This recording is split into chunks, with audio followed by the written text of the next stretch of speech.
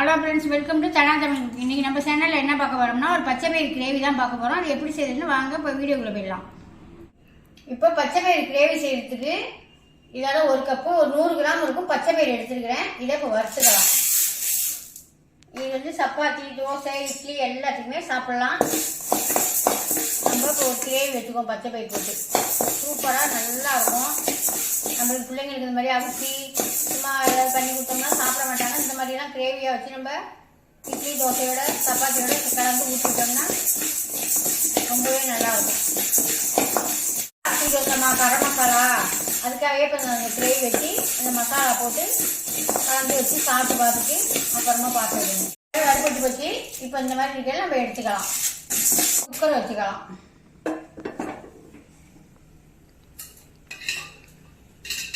Gravy எவ்வளோ gravy செய்யணுமோ அதுக்கு தகுந்த மாதிரி எண்ணெய் ஊற்றிக்குவோம். நான் ஒரு 2 ஸ்பூனுக்கு எண்ணெய் ஊற்றிக்கிறேன்.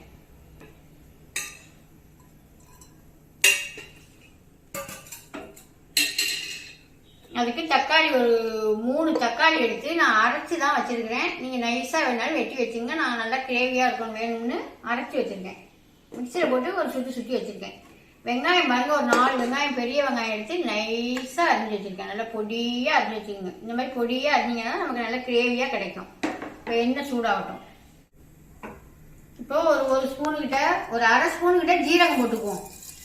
ஒரு 4 சின்ன வெங்காயமும் ஒரு 10 பூண்டு போலும் எடுத்து நைஸாக அரிஞ்சு வச்சுருக்கேன். பூண்டை வெங்காயத்தை அம்பியில் வச்சு தட்டி வச்சுருக்கேன். இதை போட்டுக்குவோம். நல்லா சின்ன வெங்காயமும் இந்த பூண்டும் போட்டு வதக்கையில் நல்ல ஒரு வாசம் வரும். நல்லா வதக்கிக்குவோம்.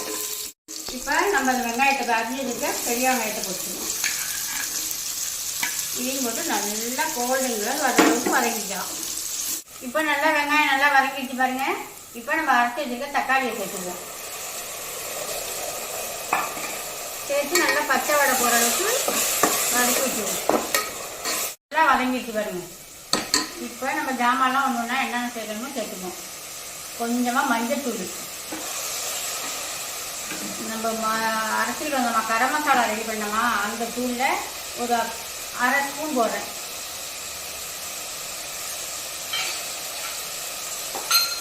காரத்துக்கு வெயிலுக்கெல்லாம் காரம் நிறையா தேவையில்லை. ஒரு அரை ஸ்பூனு தனி மிளகாய் தூள்,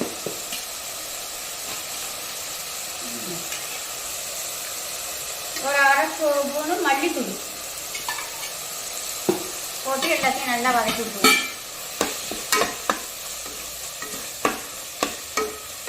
நல்லா வாசமாக இருக்கு. கரம் மசாலா அவ்வளோ வாசமாக இருக்குங்க வதக்கையிலே. இப்போ நம்ம பயிர் வறுத்தோம்ல அதை நல்லா 2 கழுவு கழுவிட்டு வச்சுருக்கேன். அதையும் இதில் சேர்த்துக்குவோம். சேர்த்து ஒரு வதக்கிட்டு உங்களுக்கு எவ்வளவு கிரேவி வேணுமோ அதுக்கு தகுந்த மாதிரி தண்ணியை ஊற்றிக்குவோம். ஒரு 5 விசில் விடுங்க. ஏன்னா நம்ம ஊற வச்சு செய்யறதுனாலும் செய்யலாம். நைட்டே ஊற வச்சோம்னா நம்ம காலையில் செஞ்சுக்கலாம். நம்ம ஊற வைக்காமல் வறுத்துட்டு செய்கிறது தான் நல்லா டேஸ்ட்டாக நல்லா வாசமாக இருக்கும். அதனால் வறுத்துட்டு செஞ்சால் நல்லாயிருக்கும். அதனால வறுத்துட்டு செய்யலாம். இப்போ தேங்காய் மூடி எடுத்து ஒரு தேங்காய் மூடி எடுத்து அதை திருவிட்டு நான் பால் எடுத்து வச்சுருக்கேன். அந்த மிக்சி தக்காளி அரைச்சது சாரியே போட்டோன்னா அதெல்லாம் கலராக இருக்கு. ஒரு தேங்காய் மூடி ஃபஸ்ட்டு பால் எடுத்து ஊற்றிருக்கேன். இப்போ தேவையான உப்பு போட்டுட்டு தண்ணி ஊற்றிக்குவோம். நம்ம கப்பு தண்ணி ஊற்றிக்கிறேன். இதுக்கு தேவையான உப்பு போட்டுக்குவோம். நல்லா கலரி விட்டு மூடி வச்சிடலாம். மூடி வச்சு ஒரு 5 விசில் விட்டு எடுத்துக்குவோம். நல்லா விசில் இப்போ எல்லாம் அடங்கிட்டான்னு பார்த்துட்டு சூப்பராக ரெடி ஆயிடுச்சு கிரேவி.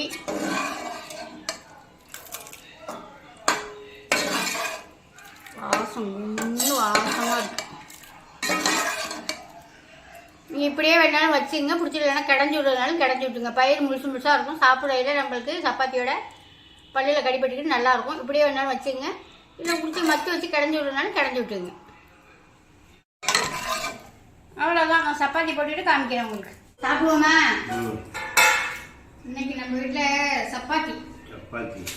உங்களுக்கு பிடிக்குமா பிடிக்காத சப்பாத்தி? சப்பாத்தினா ரொம்ப பிடிக்கும். சப்பாத்தினா அவருக்கு ரொம்ப பிடிக்கும். இது பச்சை பயிறு கிரேவி. நம்ம இது அரைச்சிருந்தோம்ல கரம் மசாலா அதுக்காக இன்னைக்கு கிரேவி வச்சு சப்பாத்தி போட்டேன். நல்லா இருக்கான்னு பார்க்கறதுக்காக. சாப்பிட்டுட்டு நல்லா இருக்கான்னு சொல்லுங்க. நானும் சாப்பிட்டு பார்த்து சொல்லிடுறேன். சப்பாத்தி நல்லா சாஃப்டாக நல்லா இருக்கு. கிரேவி சாப்பிட்டு பார்த்துக்கலாம். பச்சை பயிறு கிரேவி சூப்பராக இருக்கு. சப்பாத்தியும் பச்சை பயிறு கிரேவியும் சூப்பராக இருக்கு. எல்லாரும் சாப்பிடுவாங்க. பாய். சூப்பராக இருக்குங்க. மசாலா போட்டு தான் வச்சேன். சூப்பராக இருக்கு. பாய்.